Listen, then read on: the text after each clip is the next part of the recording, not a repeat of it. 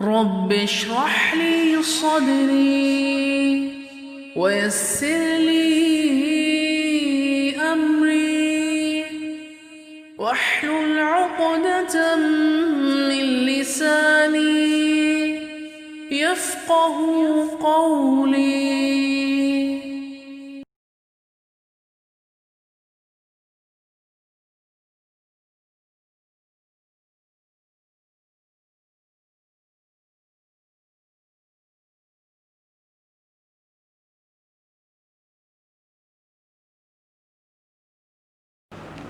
आऊज़ु बिल्लाहि मिनश शैतानिर रजीम बिस्मिल्लाहिर्रहमानिर रहीम। Dear students, Assalamu alaikum. Today my topic of class 7 science subject belongs to unit number 5. Topic: living organisms and their environment. Living organisms. What are living organisms? जानदार अजसाम, जिनमें ये सलाहियत हो कि वो move कर सकें, ब्रीथ कर सकें और ग्रो कर सकें।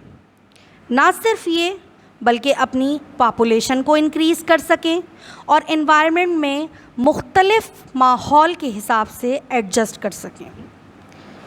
वो एरिया लिविंग ऑर्गेनिजम्स के इर्द गिर्द का जो उनको सराउंड करता है, जिसमें वो रहते हैं, जो कंडीशंस उनको सूट करती हैं, उसे एनवायरनमेंट का नाम दिया जाता है। इस चैप्टर में ना सिर्फ हम मुख्तलिफ़ लिविंग ऑर्गेनिजम्स बल्कि मुख्तलिफ़ एनिमल्स और प्लांट्स के बारे में ये डिसाइड करेंगे और ये स्टेटस इसका पढ़ेंगे कि वो किस तरह के इन्वायरमेंट में रहना चाहते हैं और अगर वो इन्वायरमेंट उन्हें सूट नहीं करता तो फिर वो कहाँ चले जाते हैं या अपने अंदर क्या एडेप्टेशन लाते हैं। ना सिर्फ ये बल्कि हम एक ऑर्गेनिजम्स का दूसरे ऑर्गेनिजम्स से लिंक भी पढ़ेंगे और फिर इन्हें क्या नाम दिया जाता है। ना सिर्फ ये बल्कि इन्वायरमेंट में पाए जाने वाले हयातियाती यानी कि बायोटिक कंपोनेंट्स और गैर हयातियाती यानी कि नॉन लिविंग और एबायोटिक कंपोनेंट्स के बारे में स्टडी भी करेंगे। Question number 1, define following terms. Ecology, habitat, community and population. What is ecology? Ecology क्या है? The branch of biology, biology की वो शाख which deals with the relationship, जो जिसका ताल्लुक़ होता है between living organisms and between non-living organisms and between living organisms and their surrounding। जानदारों का एक दूसरे से ताल्लुक़, एक जानदार का गैर जानदार से ताल्लुक़ या जानदार का अपने माहौल से ताल्लुक़, इस ब्रांच में हम स्टडी करते हैं। वो साइंटिस्ट या वो लोग जो इकोलॉजी को पढ़ते हैं या डिस्कस करते हैं इकोलॉजिस्ट कहलाते हैं। What is habitat? The particular area, वो मखसूस जगह where plant and animal live is called its habitat. वो जगह जहाँ पर पौधे या जानवर रहते हैं हैबिटाट कहलाता है। What is community and population? जानदार अजसाम एक ही जगह पर एक ही माहौल में एक साथ रहें तो उसे पॉपुलेशन का नाम दिया जाता है और अगर मुख्तलिफ़ पॉपुलेशन एक ही जगह को या हैबिटाट को शेयर करें तो फिर वो कम्युनिटी कहलाती है। Same number of species living in one area is called population, but different species living in one area it form community. Now question number 2, what is food chain and food web? Food chain जिसे ग़िज़ाई ज़ंजीर भी कहा जाता है, जबकि food web जिसे ग़िज़ाई जाल कहा जाता है। जानदारों को ज़िंदा रहने के लिए एक दूसरे की ज़रूरत पड़ती है, ख्वाह वो जानदार अजसाम हो या फिर बेजान अजसाम हो, जब एक जानदार अपने आप को सरवाइव करवाने के लिए या ज़िंदा रहने के लिए दूसरे जानवर का या जानदार का इस्तेमाल करेगा और उससे सर्वाइवल हासिल करेगा, तो उसे फूड चेन का नाम दिया जाता है। The link between organisms of eating and being eaten, in which food and energy are passed on one from one organism to another, is called food chain. ये ताल्लुक़ जिसमें जानदार एनर्जी को एक जानदार से दूसरे जानदार में ट्रांसफ़र करते हैं और उनका सर्वाइवल पॉसिबल होता है, इसे फूड चेन कहा जाता है। जैसे कि फूड चेन की एग्जाम्पल में आप ये फिगर देख सकते हैं। Rabbit is a herbivore animal, means it depends for their food only on plants. ये प्लांट्स को खाएगा और फिर ये किसी और दूसरे जानवर की ग़िज़ा बन जाएगा। यानी कि फूड चेन को देखिए, plant eaten by rabbit and rabbit is eaten by fox. This is called food chain. Many food chains are linked together or interconnected together to form a web of food series from which animals give their energy. This is called food web. बहुत सारी food chain या ग़िज़ाई ज़ंजीर आपस में एक दूसरे से मिलकर ताल्लुक़ शो करें, जिसमें ना सिर्फ उन्हें एक दूसरे से तवानाई मिले जो उनके सर्वाइवल का ज़रिया बने, फूड वेब कहलाता है, जैसे कि फिगर में बताया गया है। जैसे कि फूड वेब की इस फिगर में आप देख सकते हैं, प्लांट्स या grass is the main source of the insects. These insects eaten by frog. Frog is the food of snake and snake eaten by eagle. In other way of root, plant is also the source of grasshopper and insects, and these insects are also the food of eagle. In this arrow, plant is also the food of flies, and these flies eaten by sparrow or other birds. These birds also the food of eagle. These web or these different types of single, this is food chain, this is food chain, this is food chain, but one food chain, second food chain, third food chain, all are three mixed together and connected, interconnected together to form a web. So this is called food web. Question number 3. What are biotic and abiotic component? Define each of them briefly. Biotic components, ऐसे components जिसमें life शामिल हो, जिसे हयातियाती अज्जा भी कहा जाता है, जो कि डायरेक्ट या इनडायरेक्टली लिविंग ऑर्गेनिजम्स पर अपने असरात छोड़ते हैं। इनकी एग्जाम्पल्स प्लांट, इनमें भी लाइफ पाई जाती है, इसलिए ये बायोटिक कंपोनेंट हैं। एनिमल्स और माइक्रो ऑर्गेनिजम्स और वेस्ट मटेरियल हैं, क्योंकि ये लिविंग ऑर्गेनिज्म से ही रिलीज़ हो रहे हैं। जबकि एबायोटिक या गैर हयातियाती अज्जा वो हैं जिनमें लाइफ का वजूद या ज़िंदगी का वजूद ना पाया जा सके, उन्हें क्या कहा जाता है? नॉन लिविंग कंपोनेंट्स कहा जाता है, जिसमें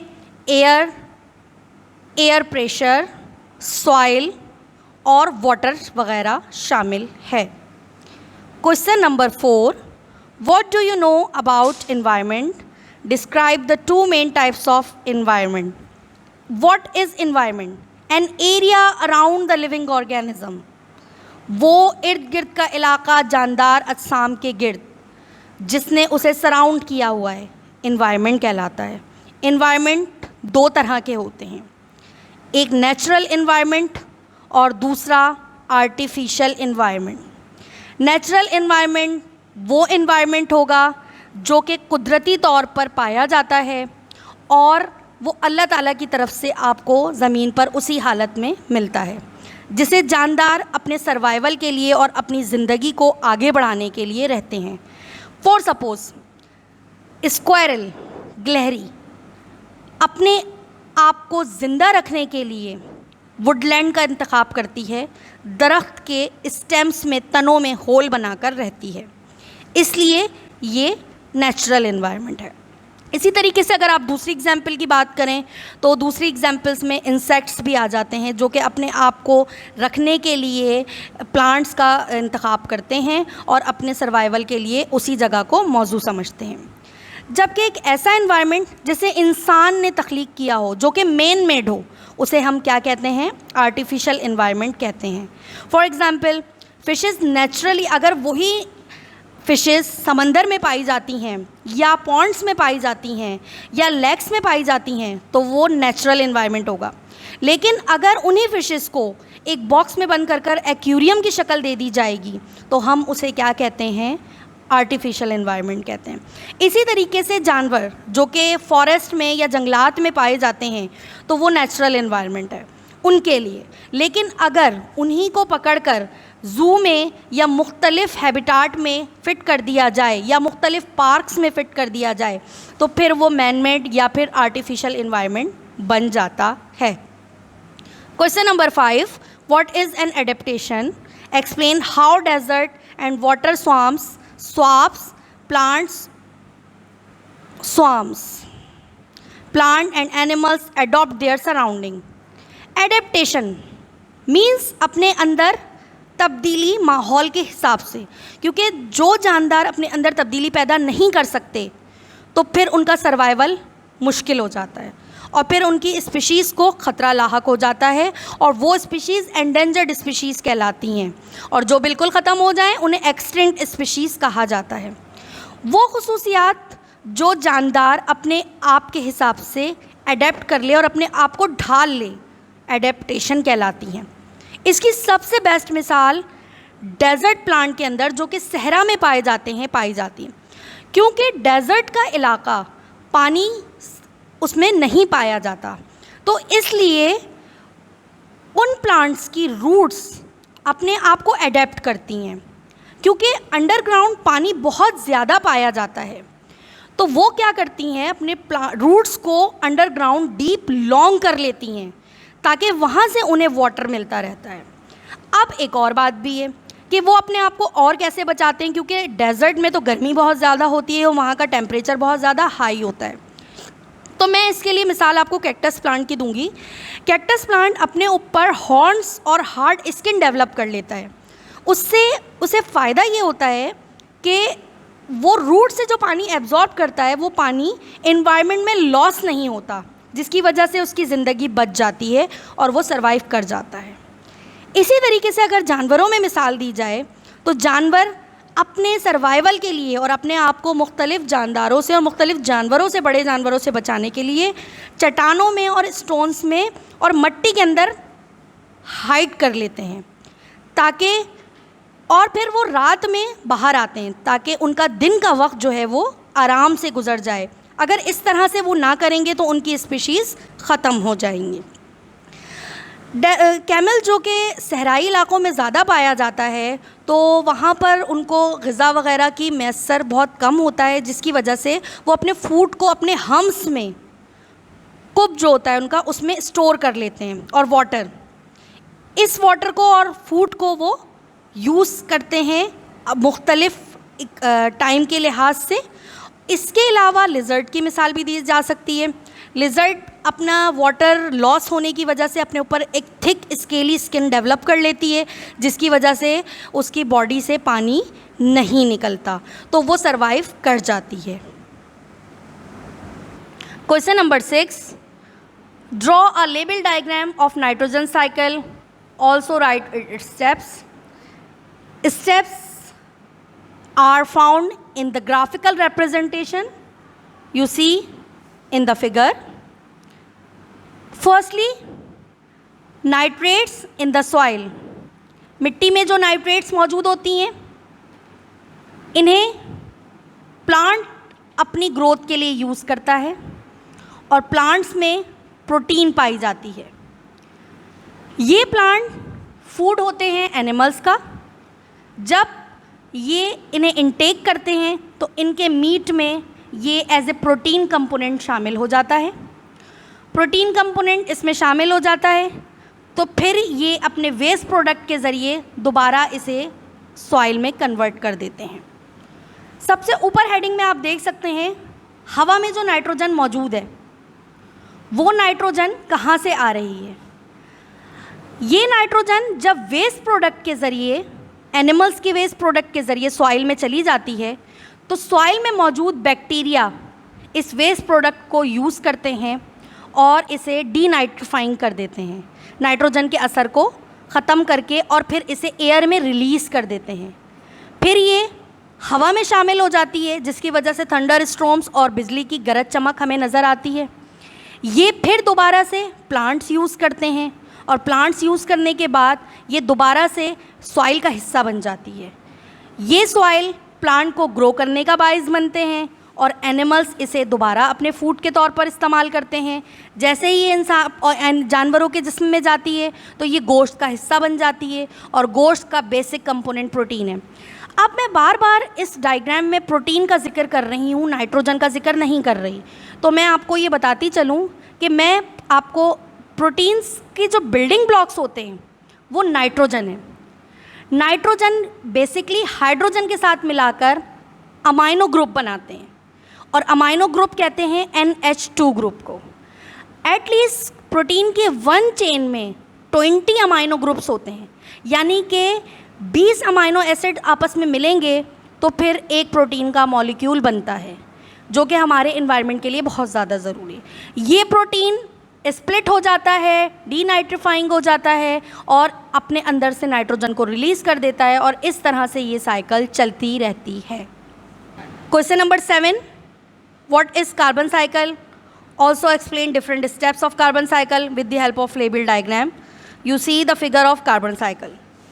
This is the basic essential element of earth. Every living organism made up of has carbon compounds inside its cell. Fat का भी बेसिक कंपोनेंट है, प्रोटीन का भी बेसिक कंपोनेंट है। ये एक दूसरे के साथ मिलकर यूज़ हो रही हैं एनवायरनमेंट में, जानवरों के ज़रिए भी, प्लांट के ज़रिए भी, मुख्तलिफ़ प्रोसेसेस में, और इस तरह से एक लिंक बनाकर, तो ये क्या कहलाती है? Carbon cycle. ज़मीन पर ज़िंदगी के लिए एक बहुत ही अहम एलिमेंट है जिसे हम कार्बन कहते हैं। हर लिविंग ऑर्गेनिजम्स के सेल में मौजूद होता है, जैसे कि फ़ैट में मौजूद होता है, प्रोटीन में मौजूद होता है, और ये एक दूसरे के साथ लिंक कर ज़िंदगी को बिल्ड करने का बाइस बनते हैं। हमारे इन्हेलेशन में ऑक्सीजन यूज़ हो रही है, लेकिन एक्सहेलेशन में कार्बन डाइऑक्साइड गैस रिलीज़ होती है, वो इन्वायरमेंट का हिस्सा बन रही है। लेकिन मुख्तलिफ़ प्रोसेसेस में कार्बन डाइऑक्साइड को यूज़ भी किया जाता है। अगर वो हमारे लिए हार्मफुल है तो वो हमारे लिए फ़ायदेमंद भी है, जैसे कि इस चार्ट में दिखाया गया है। फोटोसिंथेसिस में यूज़ हो रही है, रेस्पायरेशन में स्टार्ट होती है, और फिर कंबस्शन में भी हेल्प प्ले करती है। इसके अलावा कार्बन डाइऑक्साइड ग्लूकोज का भी बेसिक कंपोनेंट है। ग्लूकोज में कार्बन डाइऑक्साइड यूज़ हो रही है, और फिर एंड प्रोडक्ट कार्बन डाइऑक्साइड के तौर पर देती है। यानी कि रेस्पायरेशन का, फोटोसिंथेसिस में यूज़ हो रही है कार्बन डाइऑक्साइड, और प्लांट्स के लिए ग़िज़ा तैयार कर रही है, जबकि रेस्पायरेशन में रिलीज़ हो रही है। तो इस तरह से कार्बन डाइऑक्साइड की एक अपनी, या carbon. Number 8, ecological interdependence. What are ecological interdependence? Explain its types in detail.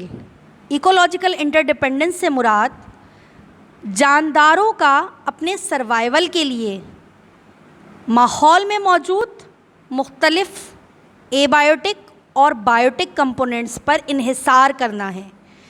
ये इन्हिसार क्यों ज़रूरी है, या ये इकोलॉजिकल इंटरडिपेंडेंस क्यों ज़रूरी है? उनके सर्वाइवल के लिए। ये बायोटिक भी हो सकते हैं और एबायोटिक भी हो सकते हैं। बायोटिक कंपोनेंट्स में हमेशा हयातियाती चीज़ें या जिनमें लाइफ की एग्जिस्टेंस मौजूद हो, जबकि एबायोटिक कंपोनेंट्स, जैसा कि मैं पहले भी आपको बता चुकी हूँ, जिनमें लाइफ मौजूद ना हो, जैसे कि एयर, सॉइल या वाटर वगैरह। ये खुद दूसरों के लिए लाइफ को सस्टेन करने का बाइस बनती हैं, लेकिन इनमें लाइफ मौजूद नहीं होती। इनकी फर्दर क्लासिफिकेशन आगे बताई जा रही है। Firstly predation. प्रीडेशन है क्या? एक चीज़ होती है प्रे और एक होता है प्रीडेटर। प्रे और प्रीडेटर का जो रिलेशनशिप होता है, जिसमें वो एक दूसरे से फ़ायदा हासिल करते हैं, प्रीडेशन कहलाता है। अब प्रे क्या है और प्रीडेटर क्या है? प्रे शिकार को बोलते हैं, और जो शिकार करेगा शिकारी, उसे प्रीडेटर कहा जाता है। A predator is an organism that eats another organism, जो दूसरे जानदार को खाए, यानी कि प्रे को खाए। The prey is an organism which the predator Yeats, जिसे प्रीडेटर खाता है, वो क्या कहलाता है? प्रे। इन दोनों का जो रिलेशनशिप होता है उसे हम प्रीडेशन कहते हैं। For example lion and zebra. तो इस केस में लॉइन क्या होगा? प्रीडेटर, और लॉइन ईट करेगा ज़ेब्रा को, तो वो इसका क्या बन गया? प्रे। इसी तरीके से बेयर, बेयर हो गया प्रीडेटर, और फिश क्या हो गई? उसकी प्रे हो गई। एंड फॉक्स एंड रैबिट, ये सारी चीज़ें हो गई इसकी प्रे। तो लिहाजा ये इसके सर्वाइवल का बाइस बन रही है, उसे ग़िज़ाई तौर पर फ़ायदा में असर कर रही है, तो ये प्रोसेस क्या कहलाएगा? प्रीडेशन कहलाएगा। Next one, competition. कंपटीशन है क्या? मुकाबला है। इस मुकाबले में दो जानदार जो कि एक जैसी खूबियाँ रखेंगे, अब उनमें इतनी एबिलिटी होनी चाहिए कि वो अपना शिकार खुद हासिल कर सकें, और जो इसे हासिल कर लेगा, जो इस कंपटीशन को सक्सेस कर लेगा, तो फिर वो जीत जाएगा, वो सरवाइव कर जाएगा। और जो कमज़ोर होगा वो उसको नहीं हासिल कर सकेगा, उसकी ज़िंदगी को ख़तरा लाहक हो सकता है। तो इस तरह के अमल को कंपटीशन का नाम दिया जाता है। सिम्बियोसिस क्या है? सिम्बियोसिस एक ऐसा रिएक्शन है, एक ऐसा इंटर कनेक्शन है जो कि जिसमें जानदार एक दूसरे के साथ आपस में मिलकर एक ताल्लुक़ बना लेते हैं। अब सिम्बियोसिस को भी दो डिफरेंट टाइप्स में डिवाइड किया गया है, जिसे म्यूचुअलिज़म और कमेंसलिज़म का नाम दिया जाता है। एक में जानदार एक दूसरे से फ़ायदा हासिल करते हैं और नुकसान नहीं पहुंचाते, जिसे म्यूचुअलिज़म का नाम दिया जाता है। जबकि कमेंसलिज़म में एक को फ़ायदा होता है और दूसरे को नुकसान होता है। म्यूचुअलिज़म में दोनों बाहिमी मुबाशरत से रहते हैं और एक दूसरे को फ़ायदा पहुंचाते हैं, नुकसान किसी को भी नहीं होता। जबकि कमेंसलिज़म में एक को फ़ायदा होगा और एक को नुकसान होगा। आई होप आपको ये चैप्टर बहुत अच्छे से समझ में आ गया होगा। मैं उम्मीद करती हूँ कि किसी किस्म की कोई परेशानी नहीं होगी। अल्लाह हाफ़िज़।